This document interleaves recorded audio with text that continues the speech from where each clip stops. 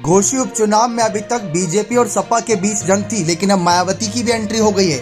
आप भी सोच रहे होंगे कि मायावती की बसपा ने तो कैंडिडेट ही नहीं उतारा था, तो मायावती की एंट्री कहां से हो गई। दरअसल आपको जानकारी दे दें कि मायावती की वोटिंग से एक दिन पहले अपील हुई थी कि घोषी में जिस तरीके से दल बदल की राजनीति होती है, कभी भी कोई भी पाला बदल कर उपचुनाव की स्थिति पैदा कर देता है। क्योंकि अगर गौर फरमाएं तो 2022 में ही अभी यहाँ पर चुनाव हुए थे, फिर 2019 में चुनाव हुए, फिर 2017 में चुनाव हुए थे, यानी 2017 से लेकर 2023 के बीच 4 बार चुनाव हो चुके हैं।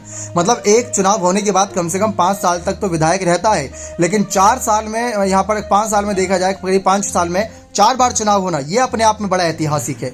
इसी बीच बसपा को लेकर खबरें हैं कि जो नोटा की अपील की थी कि कोई भी बसपा समर्थक ना ही बीजेपी को वोट करे ना ही समाजवादी पार्टी को वोट करे, वो नोटा का बटन दबा कर आए, यानी कि नन ऑफ दी अबव का बटन दबा कर आए कि हमें इनमें से किसी को नहीं चुनना।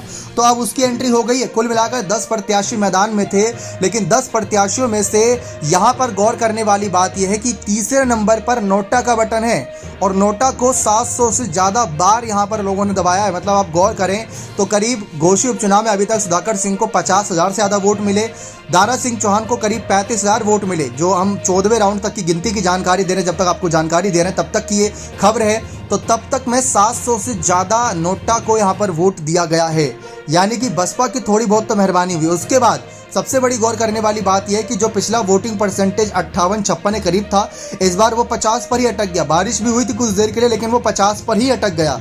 तो ये मायावती की अपील थी कि या तो बसपा का वोटर्स वोट करने ना जाए, अगर जाए तो नोटा का बटन दबा कर आए। तो यहाँ पर खेल हो गया है। कुल मिलाकर देखा जाए, नोटा तीसरे नंबर पर है, पहले नंबर पर सुधाकर सिंह, दारा सिंह चौहान दूसरे नंबर पर है। लेकिन देखते हैं कि जब तक सारे राउंड की गिनती नहीं हो जाती तब तक क्या दारा सिंह चौहान हारेंगे या सुधाकर सिंह जीतेंगे, और नोटा के बटन को कितनी बार यहाँ पर दबाया गया है, क्या वो ऐतिहासिक एक बनेगा क्षण, ये देखना दिलचस्प रहेगा। बने रहे चैनल के साथ। बहुत बहुत धन्यवाद।